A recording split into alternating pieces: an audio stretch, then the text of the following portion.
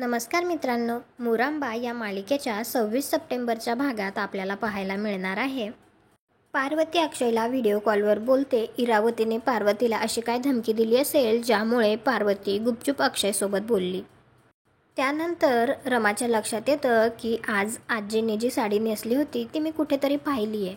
आणि त्यानंतर तिच्या लक्षात येतं की ती तीच गाडी होती ज्यामध्ये तिने ती साडी अडकलेली बघितली होती. ती आईस्क्रीम खाताना जी गाडी तिथे बंद पडली होती.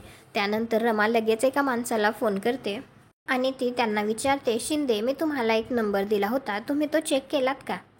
तर शिंदे रमाला काहीतरी सांगतो. त्यानंतर इकडे इरावती मालविकाला म्हणत असते, आपण काहीतरी चुकीचं करतोय हे लक्षात आलंय तिच्या. तर मालविका जरा घाबरून जाते आणि ती घाबरतच विचारते, मग आता काय करायचं आपण? तर इरावती तिला म्हणते, रमाला आपण इथेच ठेवायचं, ती घराच्या बाहेर जाता कामा नये.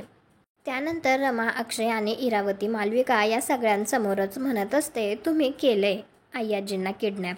तर लगेच अक्षय आत्याची बाजू घेऊन म्हणत असतो, माझी आत्या अशी नाही आहे. तर रमा म्हणते, मग तुम्ही तुमच्या लाडक्या आत्याला तुमच्या डोक्यावर घेऊन फिरा. मला फक्त माझ्या मुलीची कस्टडी हवी आहे आणि त्यासाठी मी कोर्टात जाणारच. तर अक्षयला हे ऐकून तर धक्काच बसतो. त्यानंतर अक्षय रमाला म्हणतो, तुला काय करायचंय ते कर. आणि तिला घराबाहेर काढून तो घराचा दरवाजा तिच्या तोंडावरच बंद करतो. तुम्हाला काय वाटतं, आता रमा आय्याजीला शोधेल का आणि तिला शोधल्यानंतर ती इरावतीचं नाव घेईल का?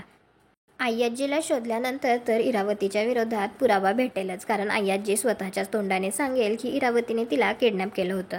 तुम्हाला हा भाग कसा वाटला ते कॉमेंट करून नक्की सांगा. व्हिडिओला लाईक करा, आपल्या मराठी मालिका चॅनलला सबस्क्राईब करा. भेटू उद्याच्या भागात.